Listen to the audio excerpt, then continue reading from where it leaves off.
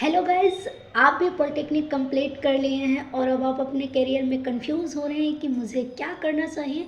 तो बिल्कुल सही वीडियो पर आए हैं। इस वीडियो में एंड तक बने रहिए, आपको एक एक करके सारी चीज़ें पता चल जाएगा। दोस्तों, पॉलिटेक्निक के बाद बहुत सारे रास्ते खुलते हैं और हर रास्ते पर फ्यूचर अच्छा ही होता है। ये चीज़ें डिपेंड करती है कि वो रास्ता आपके लिए सही है कि नहीं, और ये डिपेंड करता है कि आपके फैमिली का फाइनेंशियल कंडीशन कैसा है। पॉलिटेक्निक के बाद बच्चे अक्सर गलती करते हैं कि दोस्तों का देखा देखी करके डिसीजन लेते हैं कि मेरा दोस्त ये कर रहा है तो मैं भी ये करूँगा। आप बिल्कुल भी ऐसा ना करें। और आप के घर की हालत को आपसे बेहतर कोई नहीं जानता है, इसीलिए कुछ भी डिसीजन लेने से पहले एक और अपने फैमिली को देखें कि मेरा फैमिली का क्या कंडीशन है। तो मैं 4-5 केस को डिस्कस करूँगी। आप देख लीजिए आप किस केस से बिलोंग करते हैं और उसके अकॉर्डिंग उस केस में क्या करना आपके लिए सही रहेगा। अगर आपको मेरा सजेशन अच्छा लगे तो आप बिल्कुल इस रास्ते को चूज कर सकते हैं।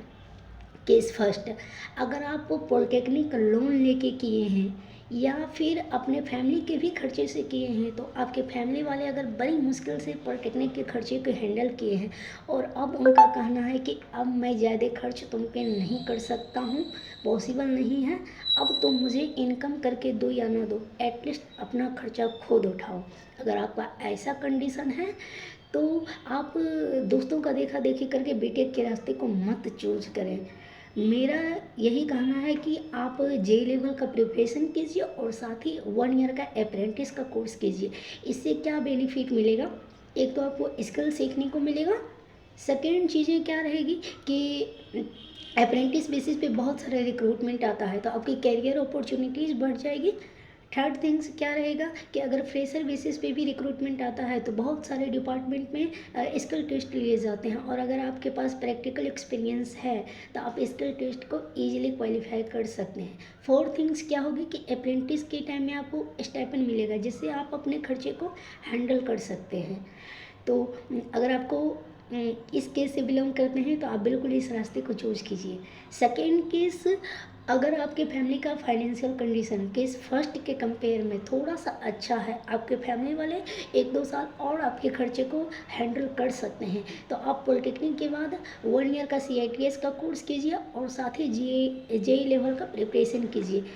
इससे आपको ये बेनिफिट मिलेगा कि आपको कैरियर अपॉर्चुनिटीज़ बढ़ जाएगा, क्योंकि CITS का कोर्स करने के बाद आप ITI कॉलेज में लैब इंस्ट्रक्टर के लिए एलिजिबल हो जाओगे। बट इस रास्ते को चूज करने से पहले ये चीज़ें को ध्यान में रखना है कि CITS के लिए भी डिप्लोमा की तरह ही एंट्रेंस एग्ज़ाम देना पड़ता है, और अगर आपका रैंक अच्छा है तो आपको गवर्नमेंट कॉलेज मिल जाएगा, लेकिन ऑल इंडिया में गवर्नमेंट कॉलेज काफ़ी कम हैं। तो इस बात की बिल्कुल पॉसिबिलिटीज़ है कि आपको अपने स्टेट से बाहर का कॉलेज मिले, तो आपको अपने स्टेट के बाहर रहना पड़ेगा, और चूंकि ये रेगुलर कोर्स है, पर डे आपको क्लास करना पड़ेगा, तो फिर से आपको हॉस्टल का खर्च और मेस का खर्च आएगा। अगर आप इन खर्चों को हैंडल कर सकते हैं तभी आप इस रास्ते को चूज़ कीजिए और साथ ही जे लेवल का प्रिपरेशन कीजिए। थर्ड केस, अगर आप ये सोच रहे हैं कि प्राइवेट कॉलेज से बीटेक भी कर लेंगे और साथ ही किसी प्राइवेट कंपनी में जॉब भी कर लेंगे, तो मैं सबसे पहले ये बता दूं कि ये रास्ता इलीगल है, कहीं से भी सही नहीं है, क्योंकि आप रेगुलर से कोर्स भी कर रहे हो और कंपनी में भी पर डे आपका ऐसे अटेंडेंस बन रहा है। ये चीज़ें कैसे पॉसिबल है, एक ही इंसान एक ही सेम टाइम पे 2 जगह अपीयर हो जाए। इसके अगर आपको फ्यूचर में कहीं भी जॉब लगता है और उस ऑर्गेनाइजेशन को इस बात की जानकारी मिल जाती है कि आप एक टाइम में 2 कोर्स किए हैं, तो ये चीज़ें आपके लिए प्रॉब्लम क्रिएट करेगी, क्योंकि आप फर्जी प्रूफ हो जाओगे और इसके बेसिस पे आपका एप्लीकेशन भी रिजेक्ट कर दिया जाएगा, और कभी कभी तो उस पर फर्जीवाड़ा का केस भी हो जाता है और उसके सारे डॉक्यूमेंट को भी जब्त कर लिया जाता है। तो अगर आप इस रास्ते को चूज़ कर रहे हैं तो बहुत केयरफुल होकर चूज़ करना है। जैसे आप दोनों चीज़ें साथ में कर रहे हैं और आपका बीटेक बेसिस पे जॉब लग जाता है, तो आपको आगे कहीं भी जिक्र नहीं करना है कि मैं बीटेक के साथ साथ इतना साल का एक्सपीरियंस भी ले रखा हूँ, क्योंकि उन्हें पता चल जाएगा तो फिर वो लोग एक्शन लेंगे। लेकिन इसमें एक और समस्या है कि बहुत सारे प्राइवेट कंपनी ऐसे हैं जो अपने एम्प्लॉय के लिए पीएफ काटते हैं, तो आपका एक पीएफ अकाउंट खुल जाएगा, उसमें आपका पीएफ सेविंग हो रहा है। आप फिर जहाँ जॉब करोगे वहाँ भी आपका पीएफ अकाउंट खुलेगा।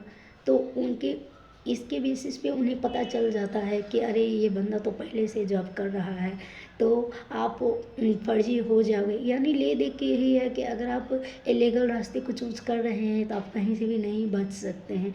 बट अगर आपका एक्सपीरियंस बेसिस पे जॉब हो जाता है तो आप बिल्कुल भी आगे जिक्र ना करें कि मैंने बीटेक भी किया है साथ में, और आप बीटेक की डिग्री को सीक्रेट कर लीजिए, तो यहाँ पे आप बच सकते हैं। बट आप दोनों को जिक्र करते हैं तो फिर आप फर्जी डिक्लेयर हो जाते हैं।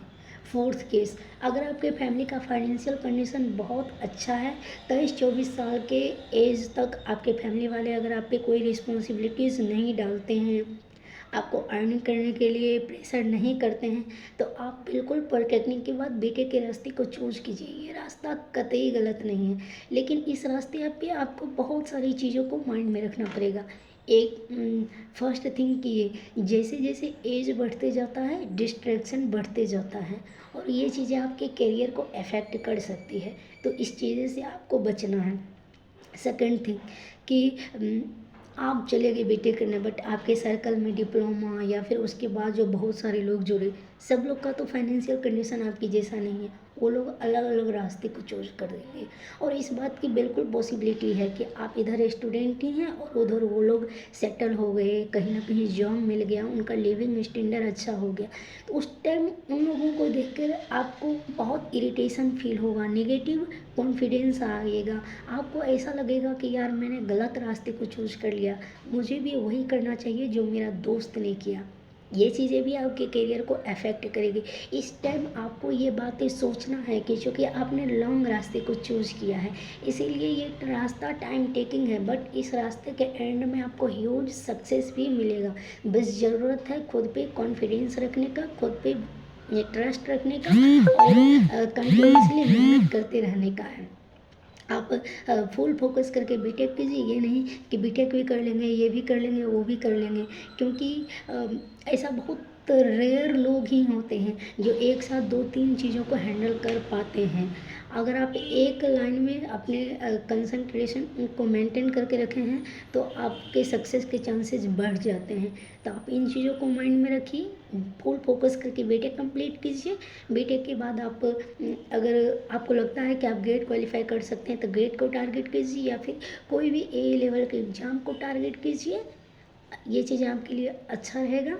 दोस्तों, अगर आपको मेरा सजेशन अच्छा लगा हो तो आप मेरे वीडियो को अपने दोस्तों के साथ शेयर कीजिए, लाइक कीजिए, कमेंट कीजिए। Thank you.